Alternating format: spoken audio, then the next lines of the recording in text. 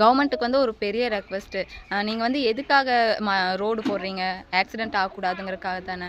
அது மரங்களை வெட்டாமல் எப்படி போடலான்ட்டு அதுக்கு ஒரு ஐடியா பண்ணி அதை பண்ணுங்க. இல்லையா, நெட்டில் வந்து எல்லாத்திட்டையும் மக்கள்கிட்ட ஐடியா கேளுங்க.